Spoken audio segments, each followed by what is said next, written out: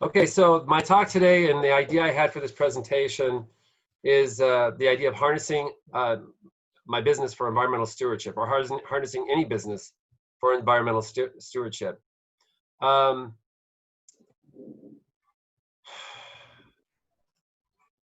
give a bit of background, I started my business.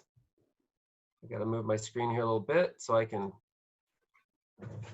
My name is Dale Howey, and I own Green Rock Apartments. It's an environmentally friendly property management company based in Minneapolis, Minnesota, that consists of 11 buildings, 137 units, and over 200 tenants. Our mission at Green Rock Apartments is to create sustainable housing where environmentally conscious communities can thrive. My goal today is to share with you what an eco-conscious property management company can look like and how I was able to integrate sustainability into my business. My hope is to inspire others to use their business leverage to invest in and create positive environmental change to stabilize our climate. To give a bit of background, I started this business in 1992 with the vision of creating a property management company that provided quality service to tenants. As a renter, what I'd experienced from management companies was not up to par. I didn't think they treated their residents like people, and I knew I could do better. It is amazing what you can do when you don't know what you can't do. So with savings from my college jobs, I started with a single-family home in Minneapolis, the Marcy Homes neighborhood near the river. At first, the business was mainly focused on bringing better service to tenants. But then I started noticing, as improving the building's windows and insulation, there was also a dramatic change in the utility bills. Building improvements that started out as quality concerns quickly became financial ones as well. In the year 2000, I became heavily involved in politics and got an education on the state of the world and climate. I got woke. I became aware of the planet's trajectory and wanted to do something about it. I wanted to be part of the solution and not the problem. So I got busy, and I decided to apply the concept of being environmentally conscious to all aspects of my life, including my property management business. I didn't have a lot of knowledge at the time on the subject, but I knew that as long as I had energy bills, I was doing damage to the planet, and I was motivated to make change. In 2004, I started experimenting with solar on my home. Having limited resources for this, I started with a solar thermal system that's at the top there, right in front, 4x10 thermal panels at the recommendation of my solar provider. The following year, I was able to install 3,000 watts of PV on the ridge of my house. With a very limited knowledge of renewables and a house that was not built for efficiency, I got busy. In order to zero out our energy use, my house has become, as my wife would agree with, a sort of renewable energy science experiment.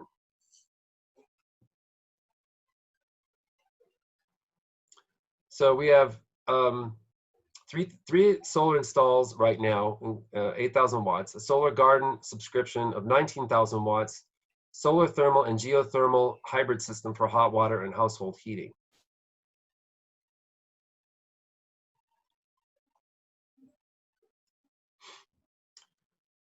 So at Green Rock, we have 9 solar installs on our properties with a goal of reaching a total of 205.5 thousand watts by the spring of 2021. 12 electric vehicle charging stations, including the first phase 3 charging station in Minneapolis at 1025 Washington Avenue South. Energy efficient appliances, including heat pump units for climate control, condensing dryers, and induction stoves. Waste reduction programs for our tenants, and sustainable landscaping that integrates water sequestration, carbon sequestration, urban farming, and pollinator consciousness.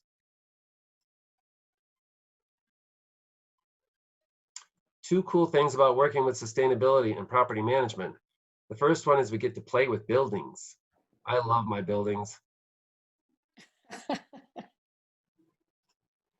residential sector accounts for 16% of US energy, which is approximately 11.9 quadrillion BTUs of energy a year. That is a lot.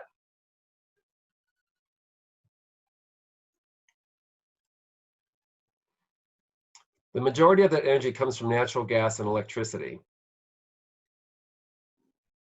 as you can see on the graph. Looking at electricity specifically, 36.8% of all electricity used in the United States in 2019 was used by the residential sector. More kilowatt hours than I can comprehend. It's, what is that, 1 billion? Anyway, it's a lot.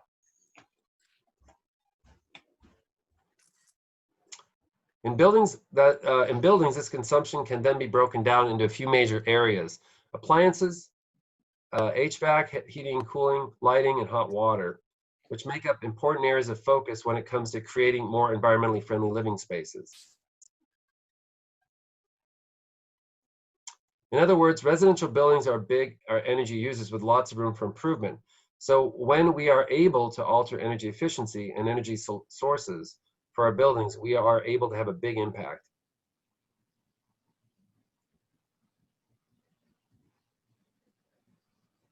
When looking at buildings and property management, there are two main ways we can lessen our carbon footprint: changing the source of our energy from a high CO2 intense production method or fossil fuels, and reducing the amount of energy we use in the first place.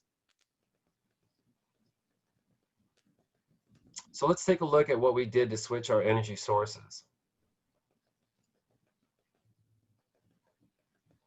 To achieve our goal of moving away from fossil fuel-based energy sources, we decided to install solar on our properties. There's my dog right on cue. Solar panels are shown to have the greatest impact. Not a Zoom presentation unless there's a barking dog.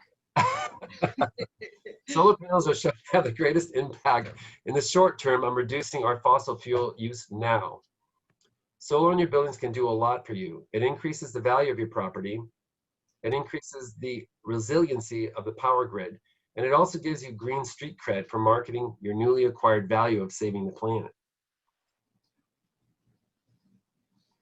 Our total 9 installations started in 2010 on our 1025 South Washington Avenue property and are still ongoing today, with our next 40,000 watt installation scheduled for early spring of 2021 at our 1600 Park Avenue location.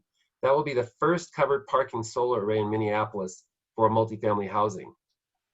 In its lifetime, our downtown array of just 12,000 watts has offset the carbon emissions equivalent to 7 acres of forest. Nice. Altogether, these installations have produced 359 kilowatts of power. It's a lot.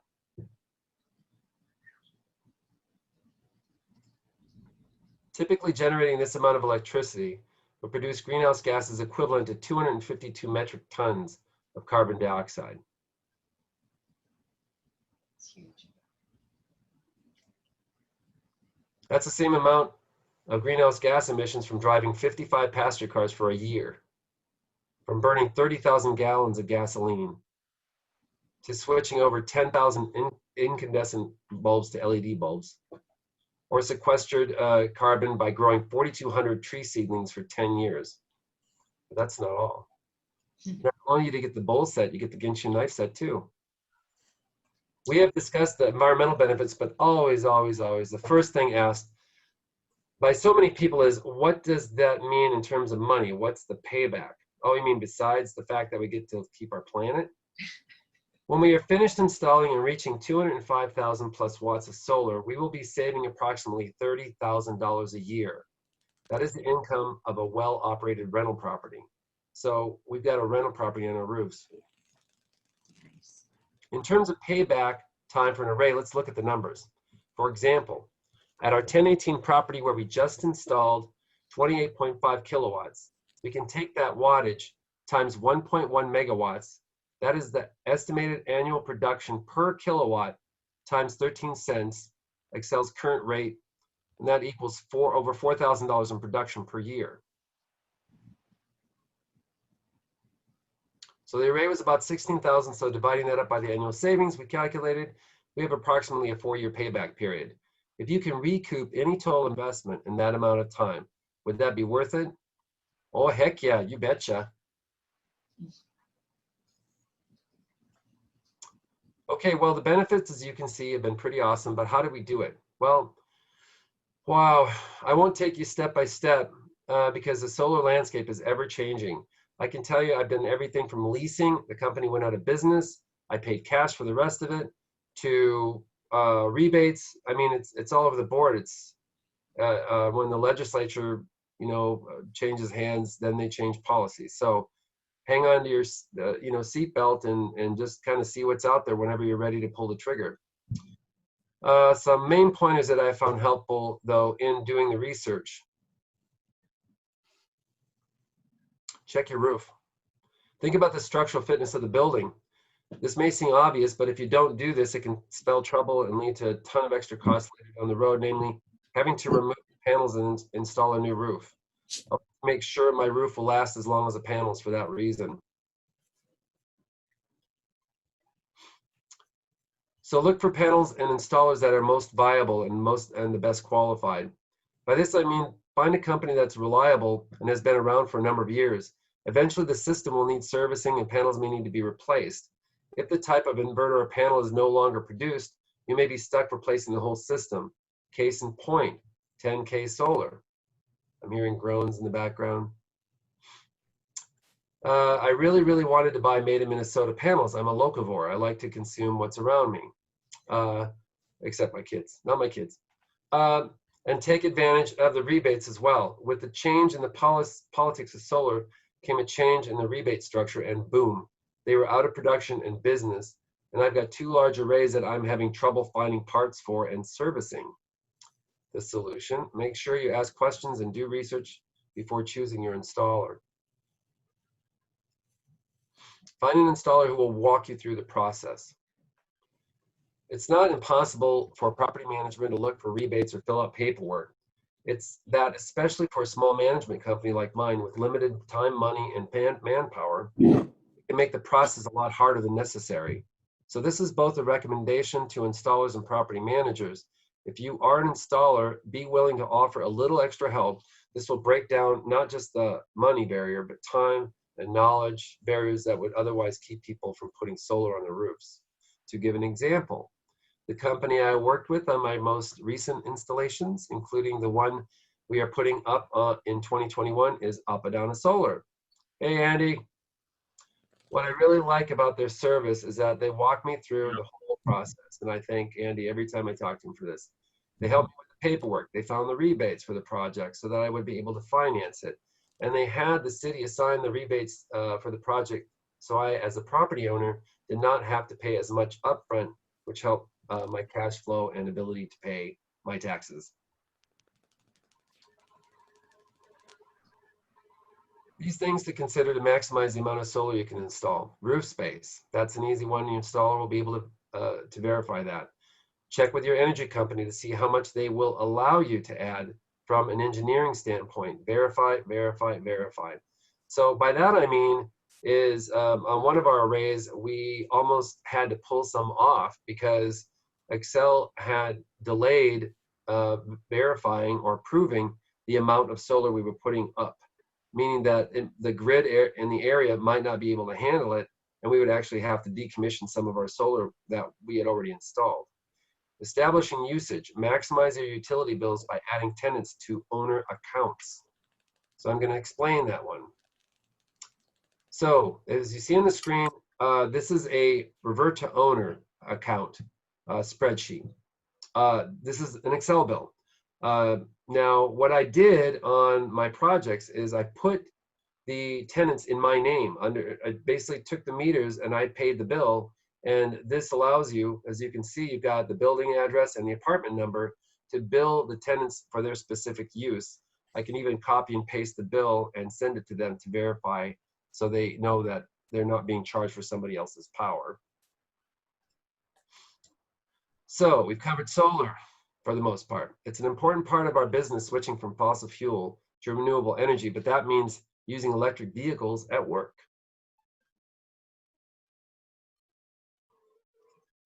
I beat the crap out of this car.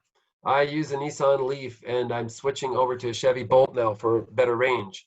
But you know, my electric car does anything that I would ever use a truck for in a 5x8 tip trailer.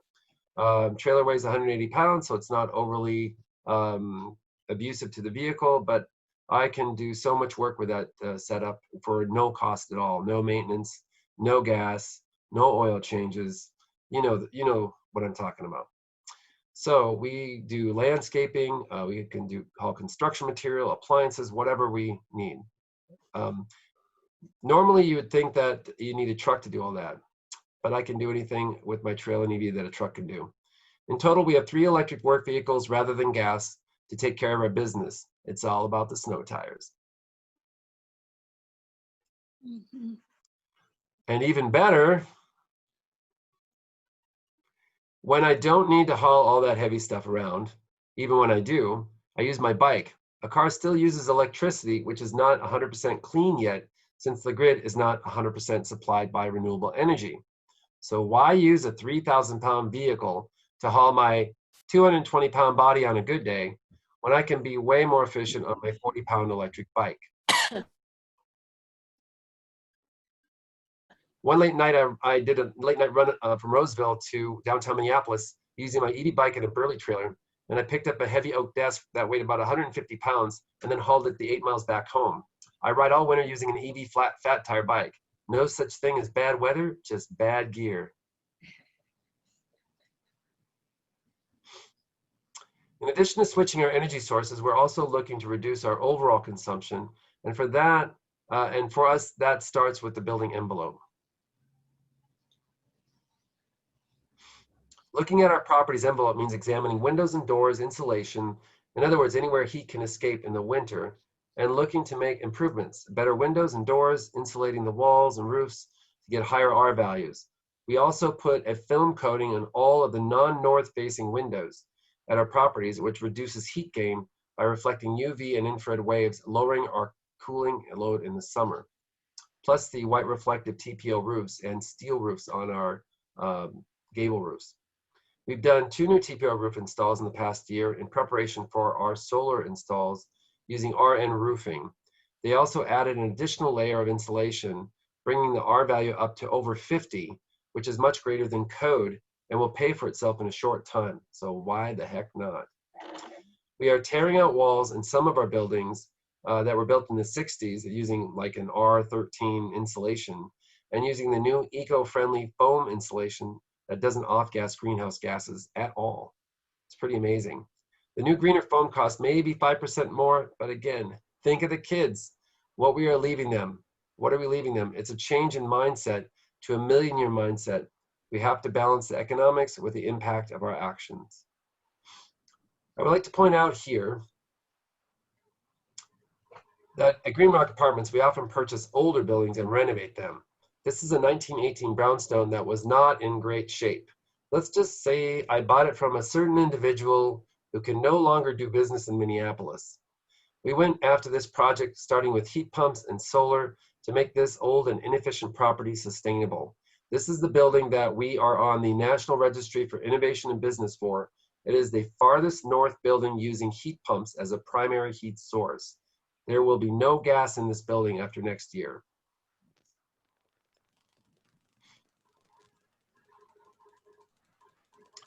When we think about sustainable structures, we often think of new shiny buildings.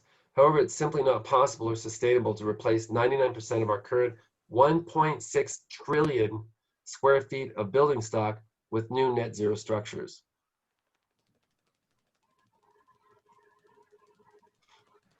In order to make the impact we need on climate change, reclaiming and retrofitting old structures for sustainability has to be a big part of the solution.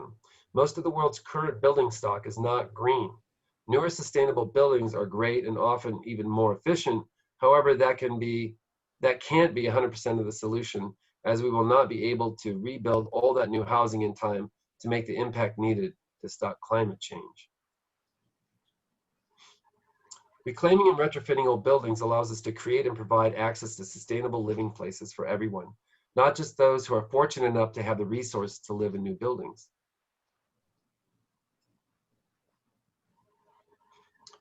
Finally, when we look at energy consumption on our properties, we look at the appliances and equipment we use in our units and facility management.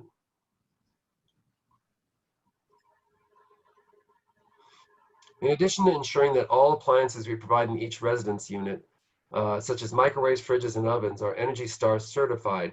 We also work to incorporate induction cooktops, which allow us to remove natural gas from the units.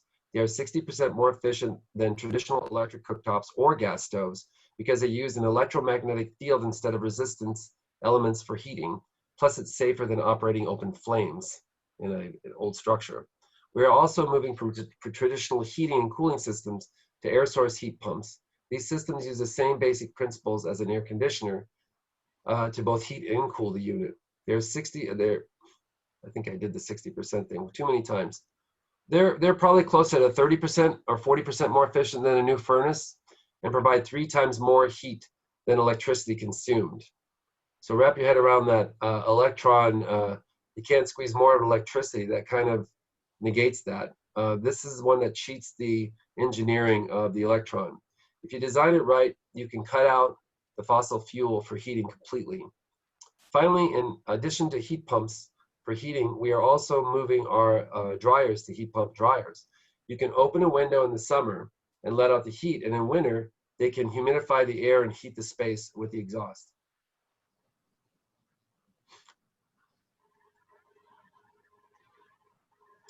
Looking at larger building systems, we can also create efficiencies by switching to air source heat pump electric water heaters. Same idea, but this time you are cooling and dehumidifying your space. If you're installing them in apartments, you'll have to factor in that there's a little extra fan noise and that you have to ventilate if you have your water heater in a closet. For larger buildings, heating systems that use the condensing boilers, we use pass-through water tanks, which incorporate a heat exchanger inside the tank. These still utilize gas, but are 30% more efficient than standard heaters and pay for themselves in 3 to 5 years with energy savings. And I've got an example of that in just a second. A quick but important note on energy efficiency. We, like many other smaller companies, do not have the time and resources to calculate exact energy use in different areas of our building to analyze what we should do. All you need is your energy bill, and you can let that guide you.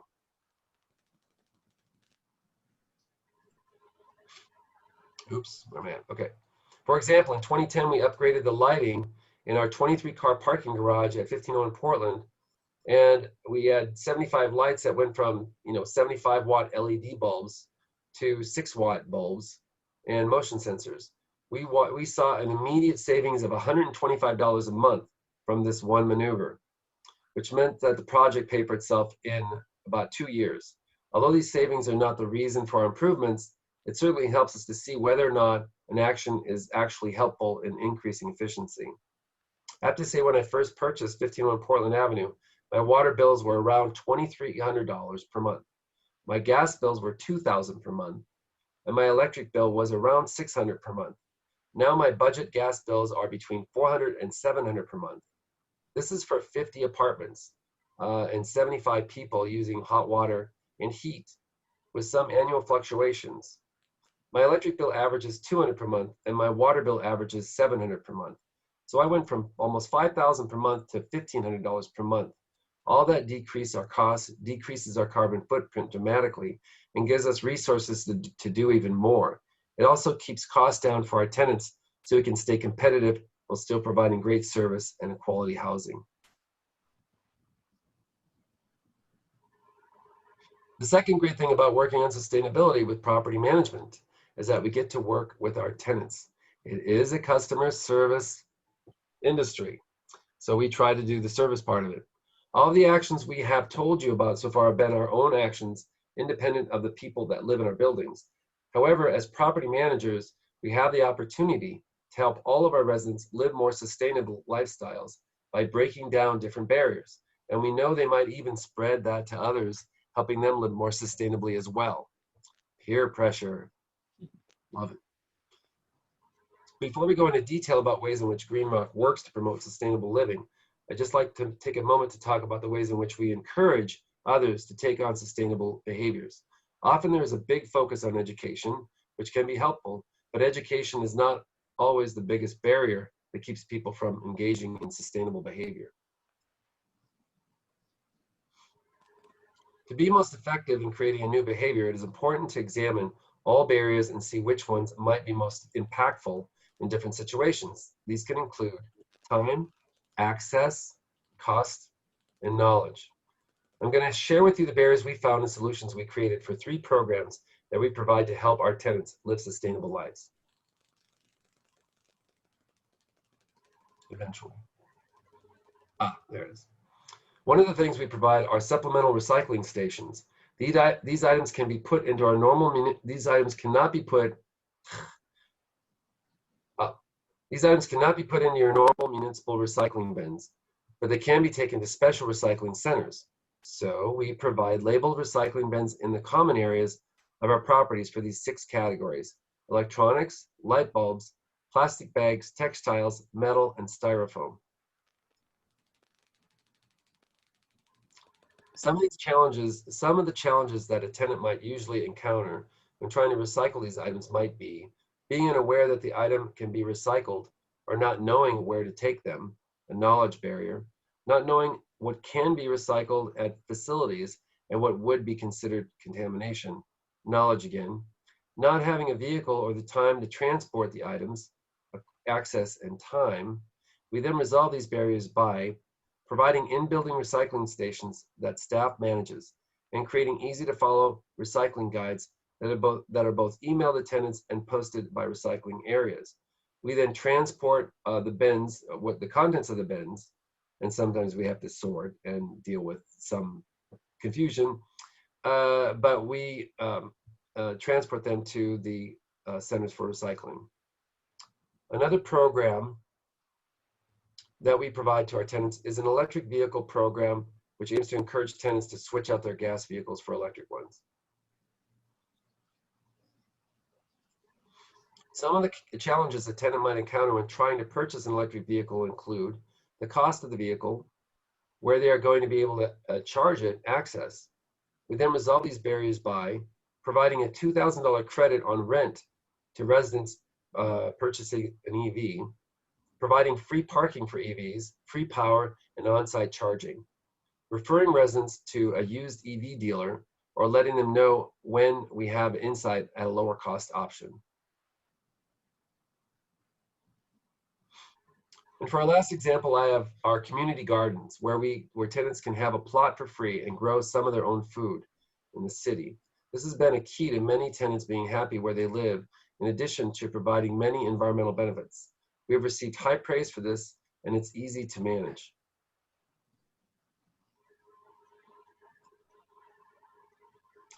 For this situation, tenants may have struggled to access gardening spaces and afford supplies. So we used a vacant plot. When we used a vacant plot or plots, we have 5 of them actually, that we purchased with some of our other properties and built raised beds that our residents could then use. We also provide tools for them to share in our garden shed. Those are all the programs we have that I will go into in detail, but we do provide many others, including free sustainable products, toilet paper made from 100% recycled paper, all natural bulk soaps made locally, LED light bulbs, doggy poo bags, municipal composting, free cycle areas. We provide also wool dryer balls to use in the laundry room instead of dryer sheets, which are made of plastic. In other words, if you work with the people who live at your properties, there are almost endless ways to create sustainable living practices. Not to mention that all of these sustainable practices have created a positive reputation for us and living experience among our tenants, helping us gain and retain residents. Just check out our Google reviews if you want proof. Well, that is almost everything I came here to talk about, but before I finish up and get into some questions, I just want to go over a few takeaways. So my fellow property owners and management companies out there, join us. Let us be one among many businesses working to integrate sustainable practices with our business models in an effort to create a better future for everyone. To everyone else, these principles can be applied by anyone. I guarantee there is something somewhere in your life that you can leverage to make positive environmental change. You have the ability to influence change not only in local and federal policy, but in your local businesses, your local apartment management company, your workplace, your church, and your family. This is all in addition to the many individual actions you can take on your own, in your own lives to promote sustainability, such as riding a bike to work, divesting your investments from fossil fuels, or growing some of your own food in a garden. One of the biggest reasons I hear from people that they don't take action is that the problem seems too daunting. It's enough to make you want to give up. So I want you to imagine the average person eats 30 tons of food in their lifetime. 30 tons. Imagine if all the food you were ever going to eat in your life suddenly appeared in a mountain in front of you, and you were told, okay, start eating. I would start with the chocolate personally. That would be crazy. You would think there was no way you would ever be able to do it, and you wouldn't know where to begin. We don't do it all at once. We do it one bite at a time. So when it comes to sustainability, you're not going to be able to do everything overnight. But if you keep at it day by day, always working at the problem, in time you will look back and be amazed at the mountain of environmental change you have made. Thank you for listening. I hope I was able to share something useful and inspire you to take action. And that's it. Any questions? All right. Thank you, Dale. Is anybody still there? Yeah, I'm still here, and I'm even more impressed than I was. Along with urban agriculture, I live at 4322 York Avenue South, and I have much more kale than I care to freeze. So if you would like to have some kale, come to my front yard, 4322 York Avenue South, and take what you want. Oh, Did you hear that, everybody? yeah. Put that in your note. Put that in the chat. Yeah, okay. Yeah, it's just fantastic how fantastic show. Love it. Thank you. So yeah, what do you guys think? What is your thoughts on what we're doing? I think of I'm Chris, Berta. Hi. Thanks for doing a sustainable home tour for us. That was so nice that you did that. Thanks for stepping up. I think of the two buildings that are going up just a few blocks from me on Nicollet, where Curran's is going to go down, Curran's restaurant, and a new building's going up, and across the street apparently another tall building's going up.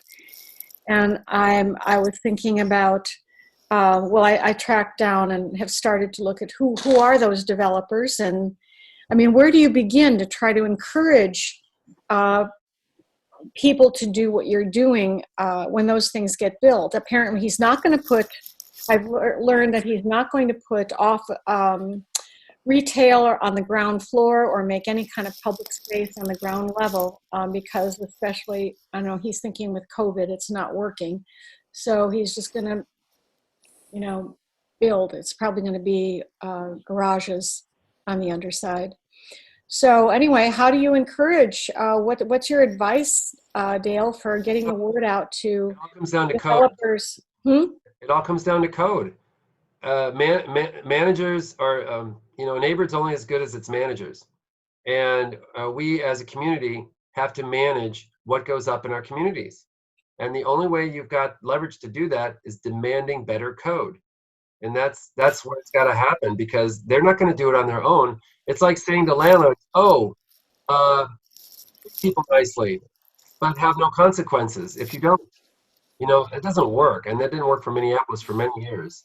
I know so many landlords who are just, if it's broke, caulk it, don't fix it, cheap. And they want to get the rent, but they don't want to provide the services.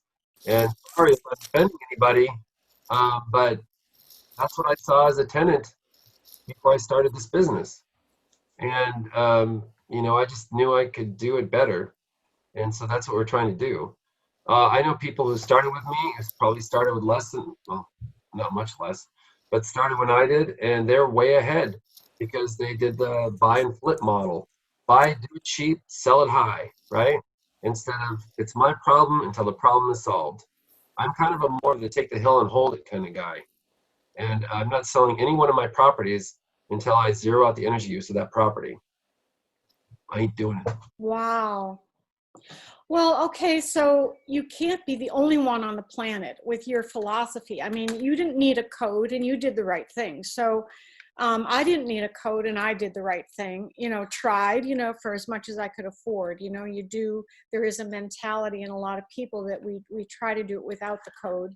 But I know what you're saying. So as an organization, MRES, we focus on residential, encourage rooftop solar, et cetera. But we more and more, we know and recognize we want to be able to encourage apartment dwellers to use solar. Well, how can we as a group, as an organization, play a role in encouraging what? Encouraging apartment dwellers to demand or look for. How about real estate people? Do you have your apartments listed as sustainable in a real estate directory? How do people find you? No, but it's just like any search engine. If you're looking for environmentally focused housing, if you type that in, ours is the first name to pop up. So is it? Okay, I'm gonna try that. try it. I'd be curious to see what your search engine does. Yeah, I know. But I know from a lot of our tenants, that's how we get them. They're looking for, environmentally friendly housing in Minneapolis. Ours comes up. That's how they say they found us. So we try to put that in the search, the lines, and we don't pay anybody to get a better position because I'm cheap. I'd rather put solar on my roof than pay for advertising. Dale, could you talk more about the air-sourced heat pumps? I had no idea that they'd gotten good enough to get heat out of the cold up here. So. Minus 25. Until you get to 0 Kelvin, they can pull air. They can pull energy out of the air. Wow. That's what an engineer said to me. So right now they're at minus 25, and they're going to keep going. So we've only had below minus 25 to 30, I think twice in the last 30 years. So we've not hit that threshold very often. So that's what the infrared heaters come in. So I have the tenants set them so if it gets below a certain temperature, it'll kick in so it doesn't freeze the apartment out. But we provide those to all the tenants, and in case of emergency, break the glass. You used them when it was really cold out. Have you had them through a winter already yourself? We were hitting the minus the year we put them in. They got hooked up just before we hit that minus 35, minus 25. We were using giant electric commercial construction heaters to heat the building because we were still working on the heating system, and we just got them fired up right before that hit. Most electric heat pumps, for heating, are designed to cut out at a certain point and substitute resistance heating. Yeah, but the problem, I didn't want those because infrared is better. Infrared is way more efficient. If you have the ones that came with the resistance heating backup, they were only good down to like 32 degrees. Yeah. So you could have got those options, but I didn't want resistant heating in my building because I'm an energy snob. I wanted the infrared, and the city allowed me to do it. They said okay to having those space heaters. I showed them the specs on them, and they accepted them, and okay. So Is there a residential property owner association that's giving you airtime to their members? No. This is the first time I've done something like this. I asked him that, Victoria. He says he's not a salesman, so we're teaching him he's got to get in the game. Okay. It's an amazing, you've really shown an example that should be replicated, and you've step-by-step process. So it's wonderful. Well, Doug you can thank Doug for that. He's the one who got me off my assets and did this presentation. I mean, this does not come naturally to me. I just knew I had to do it because I got to get the word out, and we're out of time. We are out of time. But I'm telling you, you got to watch that show. I'm going to go buy me a farm and start doing some carbon sequestering tomorrow after watching that Kiss the Ground show. So go take a look and see what you think. There is a association, a major one in the Twin Cities, and what I'm hoping is to take this video and provide it to them, so at least it gets a start, and hopefully I'll become Dale's publicist and have him traveling all over. So. Love it. Yep. Because this is like a Care 11 story, you know, really. Yeah. Right. Well, is Neil, anybody, what do people think about the holistic approach we're taking? Beautiful. Yeah. It's was it's absolutely great. wonderful. yeah, excellent. Well, to your point about the sustainability, there's some really lovely developments around the university that are doing a lot of the landscaping and the efficiency work that I saw them doing. It's pretty incredible. So not everybody's like that. I encourage anybody to go like where the Surly Brewery is. If you go, across the expressway, next to the Surly Brewery, and like walk around Second, there by the university. Look at some of the landscaping they've been doing. They're doing major water sequestration, so there's no water going into a storm runoff. It's all being captured on the boulevards and landscape areas and holding ponds from all the parking lots in the area. And are you doing that? You didn't get into that too much on your in your explanation, but you are doing that, aren't you? Oh yeah. What we're doing, I couldn't quite get it. I had to give people instructions and go away, and I'm mad at myself for doing that because I came back and they didn't do it how I asked. But you're basically building a trough on the boulevards. You know, you're taking your landscaping and digging it down. Most people have it where it's concave instead of convex, and the water's just running off into the river and the street, and then they're dumping toxins and weed killer on it or whatever, and that's running into our water. And we don't use any toxins anywhere for our cleaners, for anything. So, yeah. The other thing I would suggest in your presentation, it's so jam-packed that, you know, when you show the slide of the apartment and it's open and you show the windows and just the columns, you go through a list of things that you've done to that apartment, and I don't remember that you showed a list of those things. Did you? Or did you just rattle them off from your memory of what you did to those in terms of windows and insulation, and think of the kids and, you know, the 5% more and all of that? That list, I get to go back and listen to it again, but I wondered if you could maybe beef up the slides a little bit like you did the others with a kind of bullet points laid over that. Sure. But yeah, that is basically the envelope of the building. And I just rattled off what it includes, which is your windows, your doors, your insulation. So a point of that, one project on insulation we did, the two last ones we did, the buildings I was doing were in the Minneapolis 4D program. And that's for putting your housing or portion of your housing into affordable housing, which is 60% of the mean earnings of the local area. And so every year Minneapolis adjusts that and puts it out. And so that's the max you can charge for your 1-bedroom, 2-bedroom, whatever. They give you guidelines on that. So what that does is then they bump you to the front of the line for energy credits and projects. So I went from an R30 to an R50, an R54 in one instance of the roof structure, and beefed up the roof. And they actually paid me a good amount of the additional insulation over R30. They paid me for the insulation.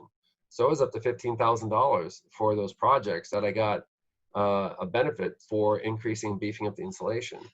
So that's just an example for landlords of what they can do if they give up a portion. I think the minimum was for 4D was 20%. I forget. I just did my whole building. I did the whole thing, affordable housing. Dale, this is Louis Asher here. I was just going to say to you, I believe there's a group called Multi-Unit Housing Association.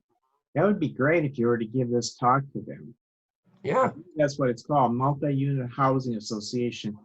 This goes back many years, as I remember, but they could use this kind of information. Yeah, Yeah, it's amazing when you start picking this stuff off. Like I've got a 23,000 square foot building, and guess what the gas budget minder on that sucker is? $160. That's a 23,000 square foot building. That's the heat and hot water for 17 apartments. Wow. $160. Wow. I know. That's kind of what I say every month too. That was built in 1968. That's got a lot of walls that are only R13 with a brick facade. Nothing special in construction. The only thing I did there is I put decent, not great, but decent thermal windows in, and I did a condensing boiler. That was the boiler I was referring to. And then what it has is the boiler runs the hot water too. And the boiler is as big as a rugby football. It's about this big. That's how big the boiler is. And it's called a condensing boiler. Go ahead and look it up. Condensing boiler. And the one I have is a Knight boiler, K-N-I-G-H-T, by Lochinvar. It's an American company. And it's been fabulous. That thing's been running like a clock for 15 years. And the bills are still that cheap. So I have it cleaned maybe once every 5 years. They detail it and get it up to snuff, and away it goes. And so what that does is it cycles between the hot water and space heat for the building, and it manages the boiler temperature, and then it manages the hot water temperature. It's pretty amazing. So the hot water is running at 30% more efficient with a pass-through boiler where you've got a heating tube inside the water tank instead of having an element or flame separately heating the water heater. Does everybody get what I'm talking about? Yeah. Basically, it's a Like on demand. it's a heat exchanger. It's called a heat exchanger. Yeah. And all it means is that you're running a hot tube down the middle of the water tank to create the temperature. And it's preheating, right? I mean, it's preheated water. No. You're bringing cold water out of the city, and you're heating it with the boiler from a tube in the boiler running inside the tank. Do you work with? So Do you figure this all out by yourself, or do you have someone you work with to try to basically plan or figure out the sort of integrated systems that you can incorporate, so you're doing things sequentially right? Or is it always just like one meal at a time where you're biting these things off little by little? Or do you think of the whole picture and how everything integrates together? I think that's hard for people to figure out. I'm wondering. Oh God, it's all me, baby. I'm a freaking genius. Are you there? I was in the world. So hello? Hi. Yeah. Your picture froze for a minute. Okay. I was just sitting really still like Victoria was. She moved. Oh. No, I mean, you ask questions. It's all about the fascination with learning, you know? And How it that's works. just like, I just jack myself up with 3 pots of coffee in the morning and just go crazy. Ask questions. You know, I mean, I swear to God, I've been doing this for 28 years and I wake up on fire every morning because there's still a planet to save and it's not getting any better. So I feel like a squirrel in a cage some days that, God, we've got work to do, but damned if I'm not going to go out swinging, you know? Yeah. We planted 100 trees in the last 30 days. I went over to Parkway Pizza in Roseville and we planted 8 flowering crabs. He had to take some diseased trees down. And I just I went and got, because I got a deal on him. And I went over with my shovel and I popped in some trees for him. He's a, a small business owner. And I thought, I'm going to help this guy out and beautify his property. So he said, "You're the best damn tree service I've ever had." Right. So, yeah. Didn't even ask. I asked if I could. And he said, "Sure. Okay, done." Nice. Hey, Neil, I wanted to ask you, do you find that when you talk to people in the real estate industry that they understand the value, the proposition that you're bringing to the properties that you work on? They all think I'm nuts. Seriously. Yeah, yeah, I believe it. Have you seen any change over the years, being more receptive to renewables for the sake of something besides people think it's cool or something? I see that some, but again, the model, unfortunately, in this country is greed. And it's sad. That's why I was saying code, code, code. You have to demand it from your legislature. You have to try to always put that value for it, and you have to model it by doing it. And I have people who are architects that are doing green design, but they're not implementing the designs they're creating. And I'm like, wow, how could you? I don't get that, And so I don't need a cabin. I don't want a boat. I want a planet for my kids, And that's really what drives me, is looking around and just wondering, what is wrong with you people? So I don't mean to be preaching judgmental. Well, no, actually I do. Because it just boggles my mind how we made it this far, being communal creatures, how we're not seeing the writing on the wall and saying, we got to get busy. So we got to learn like crazy. We got to learn our way and figure our way out of this and plant trees like a madman. Your mama taught you when you were 3 years old to put stuff back where you found it. So we got a lot of trees to put back where we found them. And a lot leave it in as good a condition as you found it, if not better. Right. Yeah. Take only memories, leave only footprints, right? Right. So I'm just, that's what my whole jam is trying to figure that out as it relates to living in a city and in every way, shape, and form. So I did Google environmentally green living and housing in Minneapolis, and kind of in response a bit to Rich's comment, I think, a lot of people want to say they're green. So Green Homes North, eco-friendly lifestyle apartments, Sustainable 9, Eco Village apartments. You're in here, Green Rock Apartments, Amorous Homes. I'm wondering how many really are, and how does one grade an energy efficient building in terms of, I think you did a really good job of saying, not that money's the main deal, but when you look at the money savings that you make, it's equivalent to the CO2 you saved. Right. So let me put something else out there in regards to that, Chris. Is when I go to value my buildings, if I go to the bank and I take my operating statement to them, I'm running at 30% what other buildings are for my energy use and utility bills. All right, that's it. That's still too high for me, because I want to keep going. But that, a building is only as valuable as the money you can earn from it. So if you're spending all your money on utilities, you're losing value of the building. So me, I'm losing value because I don't charge enough rent. I'm not charging market rent. That's my problem. But I'm not spending it on utility bills. That's what I'm going for. From what Dale said and from the question Chris asked, I think this might be something we could discuss in the board meeting, a place for MRES. They have like Energy Star appliances and stuff.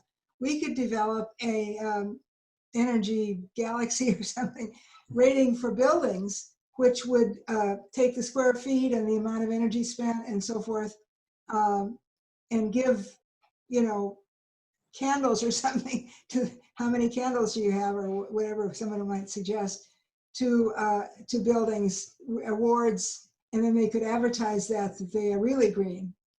Yeah, I'm down for that. It's that. Yeah. Well, we're just over 7 o'clock, and I would really like to keep going because it's a good conversation. But I know that the board members they have a meeting that they need to get to. Doug, what do you think? We can take a couple more questions if people have it. If not, we can call it a wrap. And and thank Dale so very much for his presentation. Very, very good, Dale. And we will be talking more, because there are people that I want to be more aware of what you've done, because to me, you've been a great example to the whole darn community. And there is a lot of work going on with sustainability now at the U of M and all over. There's amazing work going on. And people realize the energy market's a big thing, the transportation's a big thing, but the one that really needs a lot of work, everyone talks about, is the building side of things. And you're proving how successful that can be if it's done properly. So it's great. So any other final questions for Dale? Chris? Well, I just want to I'm talking too much, but I just want to say one more thing is that, Dale, I think that your holistic approach that you mentioned is very significant. It's not just about the building, it's about how the building integrates with the land and your lifestyle that you're offering, or encouraging your customers, to adopt. And that I think is what is especially cool, that induction cooktops cannot be used by people who have pacemakers. Hello? Yes, hi. Induction cooktops cannot be used by people with pacemakers. Yes, I bought one and had to return it because my mom's got a pacemaker, and about 250,000 people a year receive them, and that doesn't include defibrillators. And so. Well, that's an easy switch. If we have one and somebody wants to rent it and they have a pacemaker, we could swap it out with an electric stove. I mean, right. That's not a big deal. Right. I have a very quick question. Just twice you mentioned we have to change the code. How do you best recommend people to contact, who to contact? Because you're an insider. Both. How do you see people best influencing code and new codes to be adopted to go in the direction you've gone? It's who you elect. It's anybody who, again, that's the problem, is the way, like this last to do. Okay, I know, Doug, I didn't say I talk politics, but this is big. If you want representation, you have to make sure the census is done properly. That's why they screwed us on the census. They've just cut out all kinds of congressional leadership because most of the people who weren't reporting, immigrants, new citizens, are people who live around urban areas and weren't reporting in. So there's a lot of people a lot of representation that has fallen off. That being said, you have to get elected officials involved. And from elected officials, what we hear is they want FaceTime. You have to go to them, meet them, FaceTime them, whatever they got to do to get in front of them and talk to them about this stuff. Yeah, lobby and find out what groups are organizing around these kinds of issues. And what would be your environmental groups? I mean, that would be, I don't know who's specifically working on code issues because it's not sexy. It's not the boundary waters. It's not. But a lot of times, we have working on options over here that are keeping us from doing the work that's going to save us here. That's why I'm telling you, go watch Kiss the Ground, because the food systems that we've got in place right now is one of the biggest things that's killing us. We need to sequester all the carbon in the air now in the ground. And it's going to take, well, like I said, they did it in 14 years and 35,000 square miles in China. It's all about a mindset to see what we have to do and implement it. And if people don't educate themselves and don't see it and don't demand it, it ain't gonna happen. So code, you have to start having solar and renewables and the envelope in the code. That's what they're doing in Paradise, California. The city of Paradise said, we're not building crap again that's gonna burn down. My brother's in the middle of that. He's on fire with this. He's started his own company to consult and manage the construction of Paradise, California. So that's where we grew up. Oh, really? Dale, how about what's going on in Lake Street and Minnehaha and that whole district there? I mean, are you involved with that, or how can that be? God, I wish I was omnipotent, but I'm not. there's some major plans going on in where McGizzy was and that whole area. I just talked to the people there today, and they're planning some major environmental buildings there. So, Andy, you had your hand up a couple times. Go ahead. Yeah, not a question, but just a comment. I've worked with Dale in the last couple of the solar projects here, and if you haven't noticed, he's the real deal. And Dale, I'm inspired again every time I talk to Dale. Most of the times, not every time, most of the times, he inspires me and in the things I'm trying to do. And hey, we're gonna buy a farm together, aren't we, Andy? that was the plan today. So another project. So, anyways, I just want to say thank you, Dale. We got to get you on the show, on the road more with these presentations. They're great. That's what I was hoping. This is at least a good start down that road. So Yeah, I think there's a few people in the room here thinking that too. So yeah. well, thanks, Dale. You know, and wish you the best for more times in front of more people. You know, I think you got some great knowledge to share. Thank you. I'd rather be a blessing than a curse. That's kind of what I'm going for. And thanks for being on the solar tour. Yay! It's fun. Yay. I miss it. Don't forget, the great videos that he put together on his home and on his businesses. So check that out if you haven't already. Thanks, Dale. Well, Thanks, Doug. Good night, everybody, and thanks for watching. Thank you. Yep. Take care.